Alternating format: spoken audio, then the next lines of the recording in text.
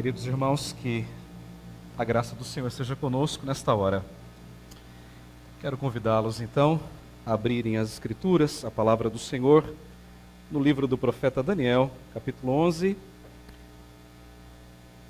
Nós vamos concluir este capítulo hoje e, com a graça de Deus, concluir o estudo deste livro na semana que vem, se assim o Senhor nos permitir. Daniel capítulo 11, do verso 36 ao verso 45. A parte mais emocionante de uma história é o fim, não é? É para isso que a gente assiste um filme, para saber o fim da história. Se você assiste um filme de romance, é que você espera lá no final. E viveram felizes para sempre, não é assim? Se você assiste um filme de guerra, o que você espera? Que o bem vença o mal. Que o mocinho destrua o bandido. Normalmente é assim. Daniel capítulo 11 é esse fim. É a vitória de Deus. É a vitória de Deus. É isso que o Filho de Deus está revelando ao profeta Daniel. Vamos orar e pedir que Deus nos abençoe esta hora. Bondoso Deus e Pai, nós estamos diante da Tua palavra nesta hora, crendo que a Tua palavra é inspirada, crendo que a Tua palavra é inerrante, crendo que a Tua palavra é verdade eterna para todos os tempos. Por isso, ó Deus, nesta hora, suplicamos a Tua graça para compreendermos um trecho tão difícil como esse que vamos estudar nesta hora. Abra, Senhor, o nosso entendimento e ao mesmo tempo grava a Tua palavra com letras maiúsculas pelo Teu Espírito em cada coração. Fala, Deus, em especial a cada coração nesta noite. E fala também, Deus, ao coração deste Teu servo, tão pequeno diante da profundidade da Tua palavra. Usa o Senhor com poder e graça, na unção do Teu Espírito, para que nessa noite ele seja um arauto do Senhor ao Teu povo aqui reunido. É o que nós te pedimos em nome de Jesus. Amém.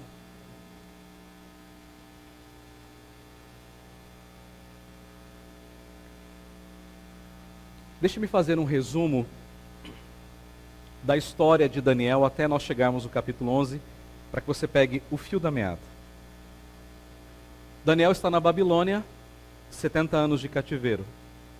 Ele orou pela restauração e ela aconteceu com um imperador persa chamado Ciro.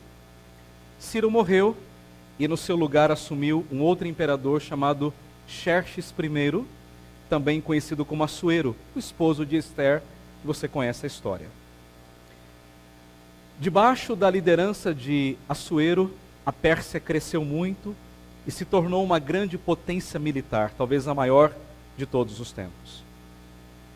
Mas Assuero foi muito assim orgulhoso e ele travou uma batalha contra a Grécia e ele tomou uma derrota cachapante dos gregos, conhecida como a derrota de Salamina, ou a Batalha de Salamina. Assim que a Pérsia perde essa batalha, entra em cena um grande militar, um homem famoso na história, conhecido como Alexandre o Grande. Você já leu ou já ouviu sobre ele? Alexandre foi um grande estrategista militar, ganhou muitas batalhas. Mas Alexandre, já perto de morrer, sem nenhum descendente capaz de assumir o trono, Alexandre chamou 4 grandes generais e dividiu o império em 4 partes. 2 deles assumiram o poder e formaram 2 grandes impérios, conhecidos como Seleucidas, o Reino do Norte, sediado, portanto, na Síria, e o Reino do Sul, conhecido como os Ptolomeus, sediado no Egito. Reino do Norte, Reino do Sul. E esses 2 reinos travaram muitas e muitas batalhas. várias na verdade. Ora o reino do norte vencia, ora o reino do sul. Era sempre assim. Uma hora o pêndulo para um lado, outra hora para o outro. O fato é que nenhum conseguiu subjugar o outro reino. Batalhas constantes. Mas também não houve paz entre eles, nunca. Houve várias tentativas, é verdade. Casamento daqui, casamento dali, mas nunca houve uma paz efetiva entre o reino do norte e o reino do sul.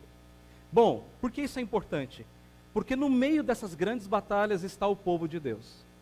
O reino do norte, o reino do sul, o mar Mediterrâneo, e aqui está a nação de Israel, aquele povo agora voltando do cativeiro. Um povo pequeno, tentando reconstruir a cidade e reconstruir os templos, e os inimigos cercando o povo de Deus, e batalhas no norte e batalhas no sul, e assim por diante. No meio, então, de 200 anos de história, muitas batalhas, 13 imperadores, surge uma figura, que é a figura que vai dar início à nossa história nessa noite, que é a figura de um homem chamado Antíoco IV.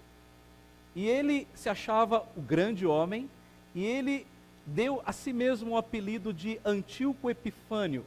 Epifânio em grego significa o Deus manifesto. Esse homem se achava de fato Deus. E isso não era incomum, não. Os imperadores se achavam deuses. E ele então deu a si mesmo o nome de Antíoco Epifânio.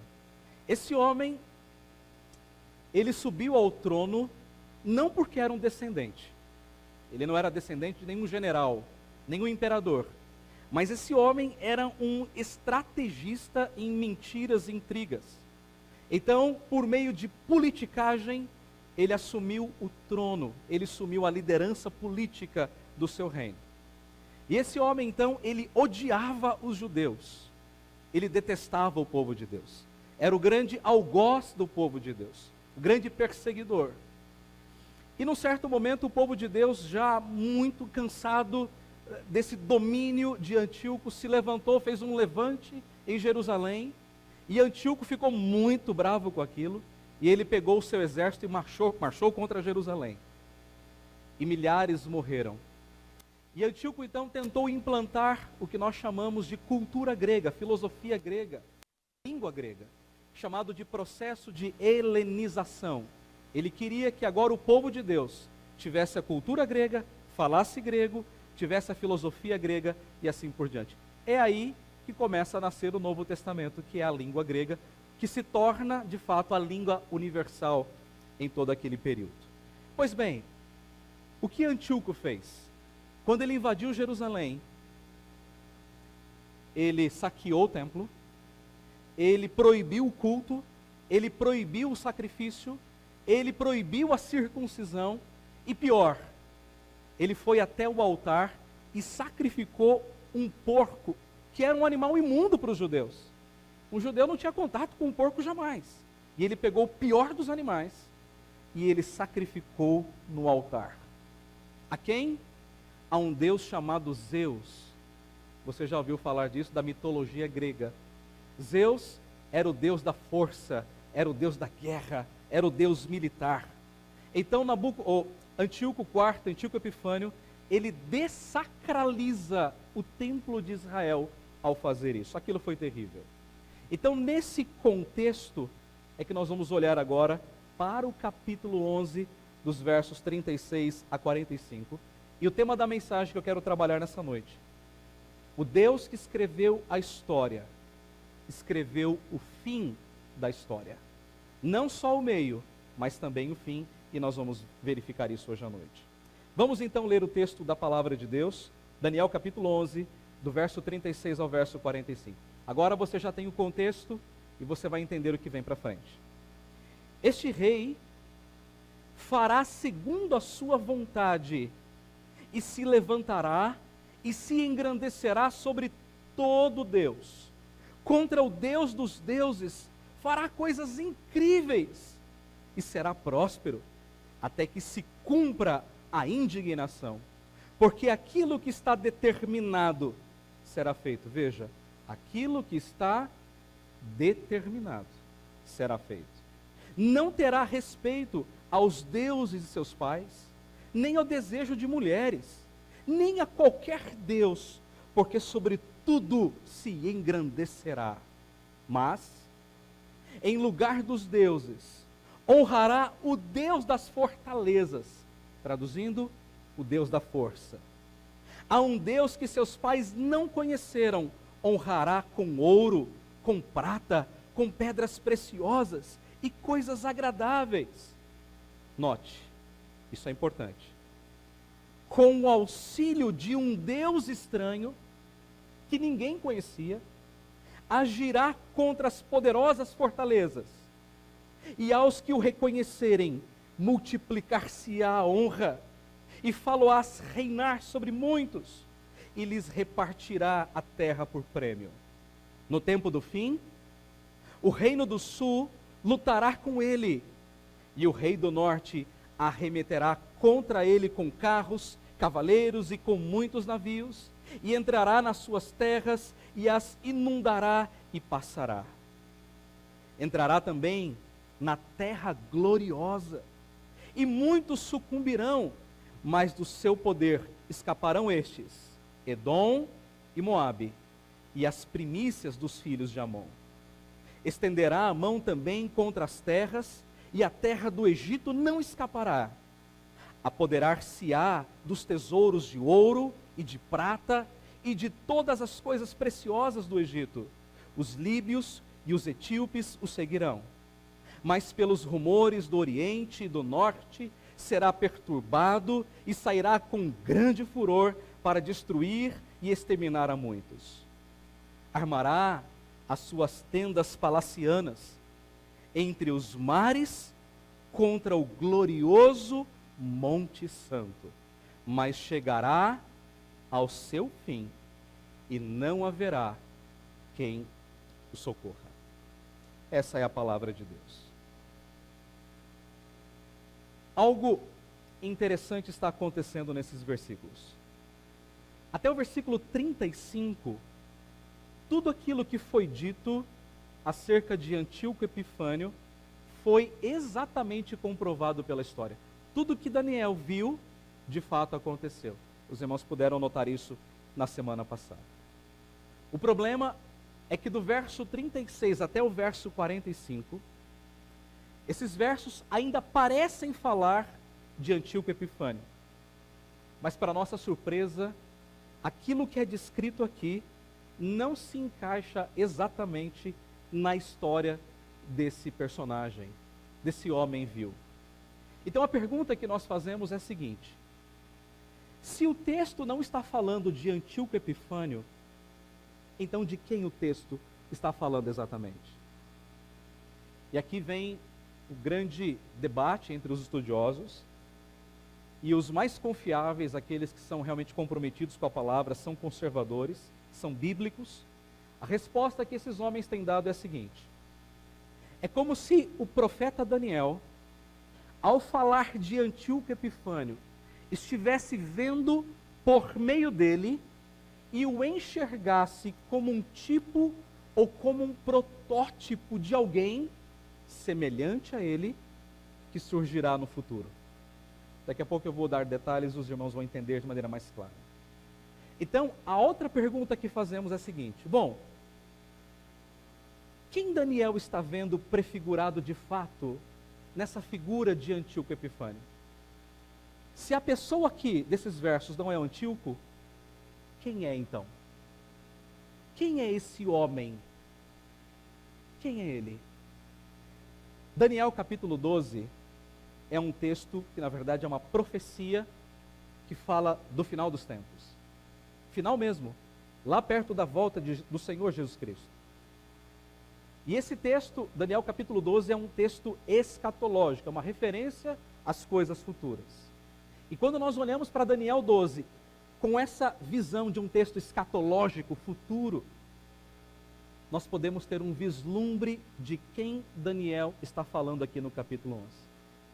Daniel está falando de um homem vil, de um homem pecador, de um homem miserável, de um homem poderoso, de um homem que vem contra o povo de Deus, com sangue nos olhos, para destruí-lo finalmente. Então, o que Daniel está vendo não é alguém do seu tempo, não é alguém exatamente do nosso tempo, mas é alguém futuro. É como se Daniel estivesse vendo a história através de uma lente. Através de uma lente. Então agora nós vamos olhar para as características desse homem a quem Daniel está vendo. É como se nós olhássemos para as lentes para depois entendermos a visão. Eu quero que você preste atenção, são 6 características breves e importantes. Primeira característica desse homem que Daniel está vendo: ele fará tudo conforme a sua vontade e ele será próspero.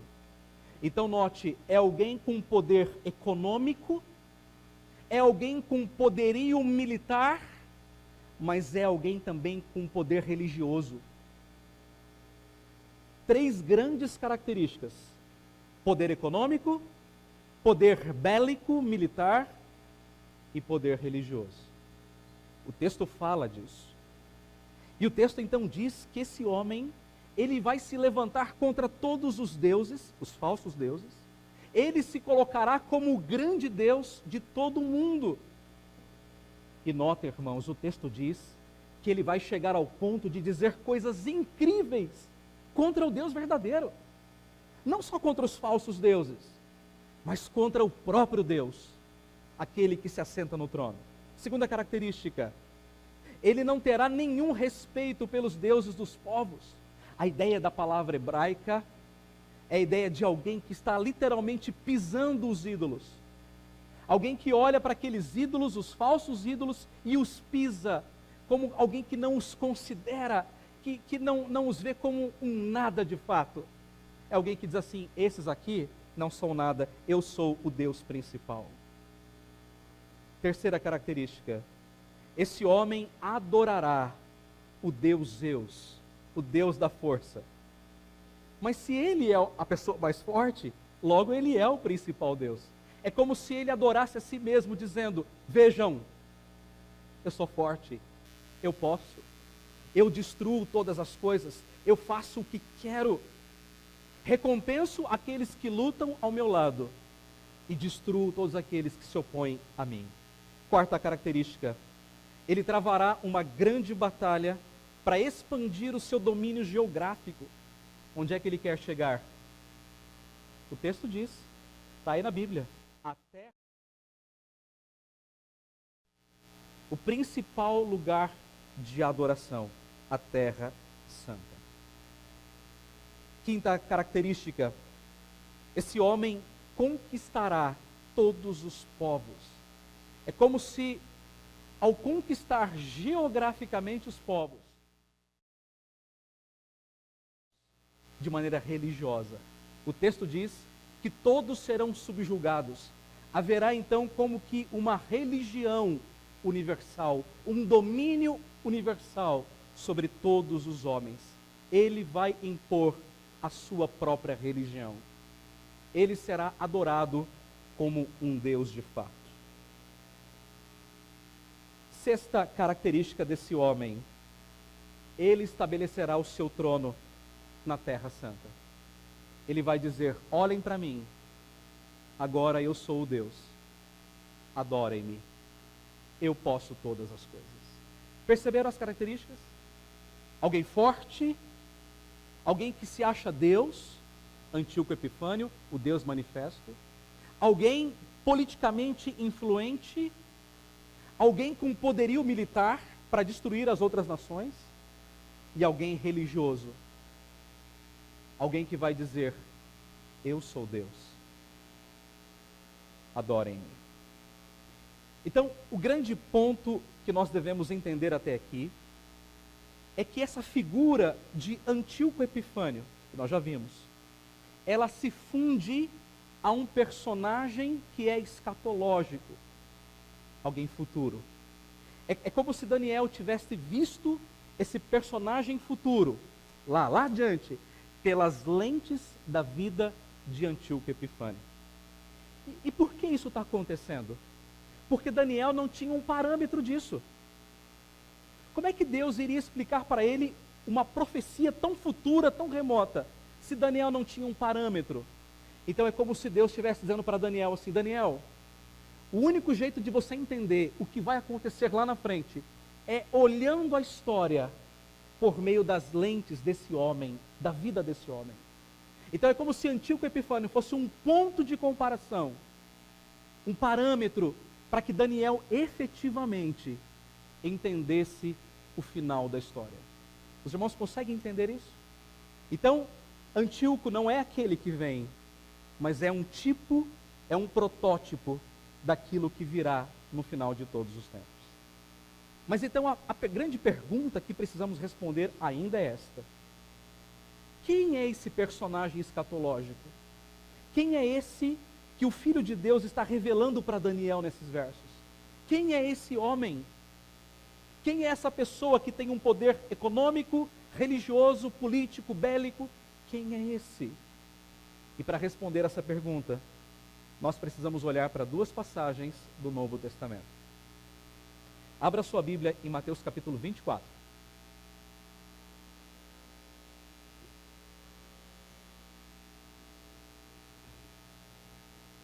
Mateus capítulo 24.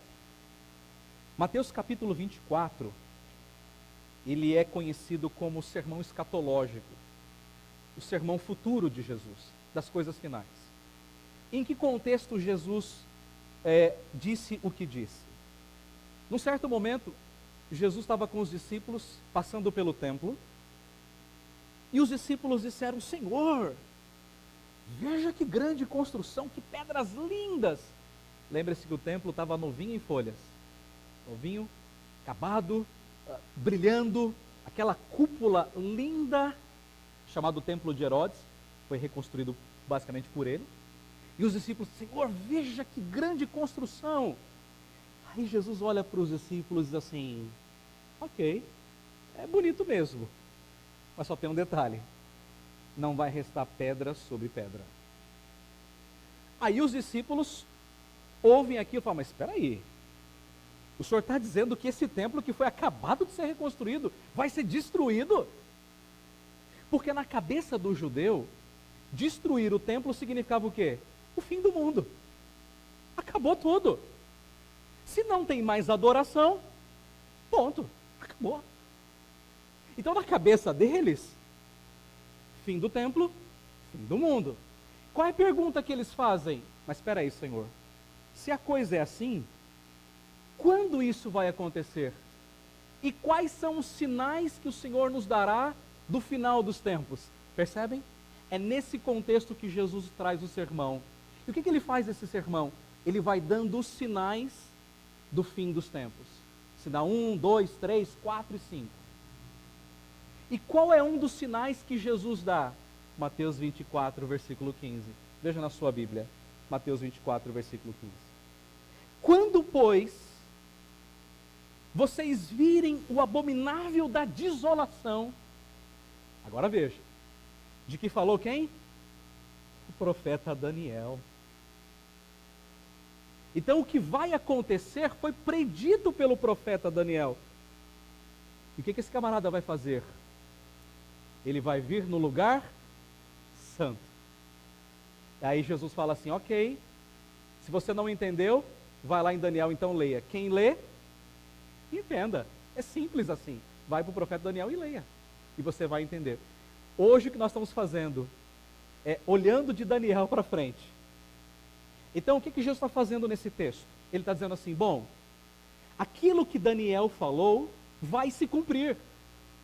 Isso vai acontecer.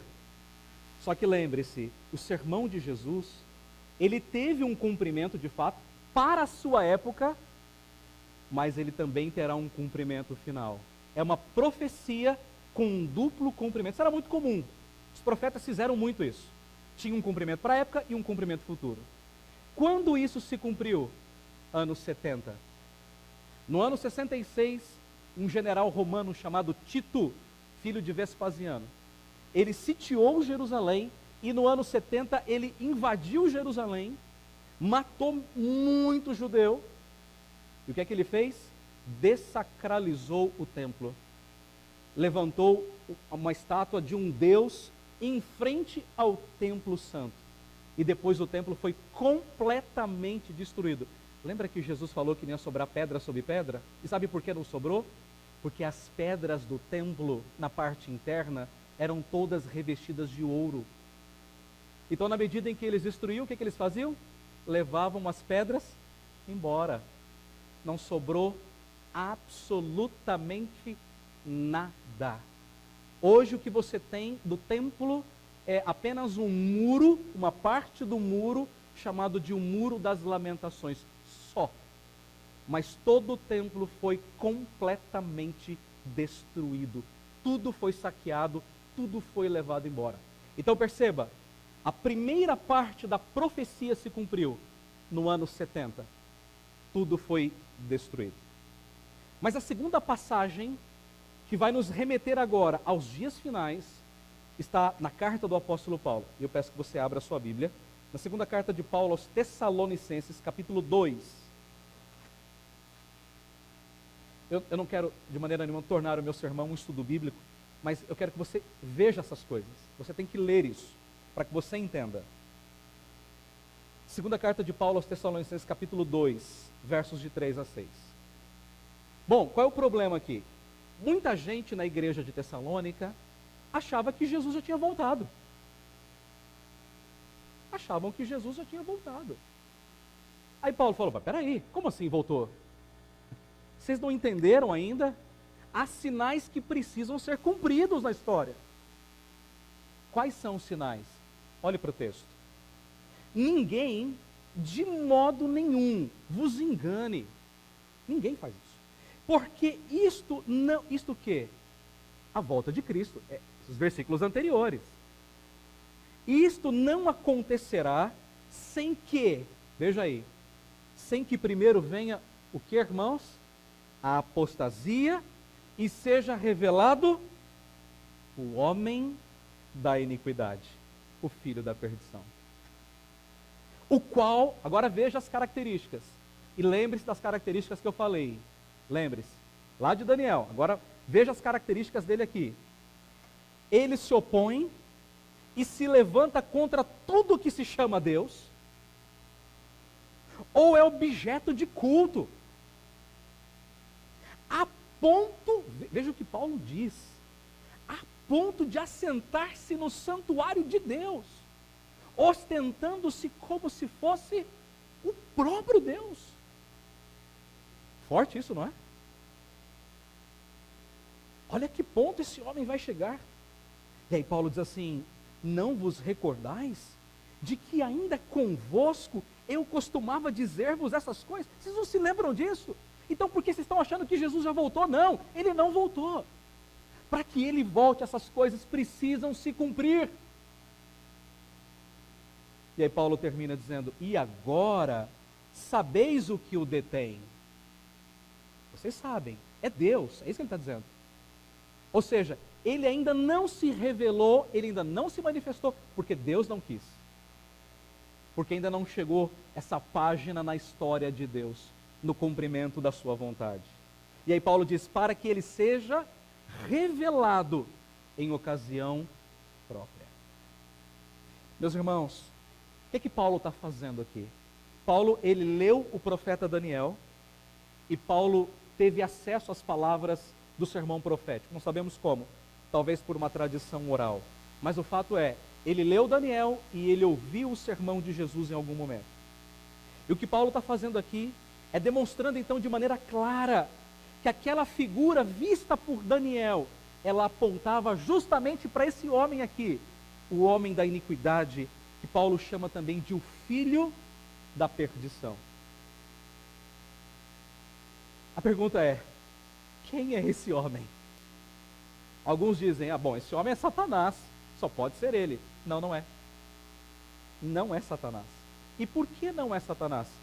Continue a leitura do texto. Veja o versículo 9, ainda da carta de Paulo aos Tessalonicenses. Ora, o aparecimento do iníquo, isto é, esse aí que Paulo acabou de descrever, é segundo quem? A eficácia. A palavra eficácia aqui quer dizer poder. É segundo o poder de Satanás, e com poderes, sinais e prodígios da mentira. É assim que ele vai se manifestar. Então não é Satanás. Satanás é aquele que vai operar nele para que ele haja. Veja aí, olha o texto. Com poder, com engano, com sinais, com prodígios. Isso não lembra Antíoco Epifânio? O homem viu da mentira, do engano, do erro. É exatamente isso.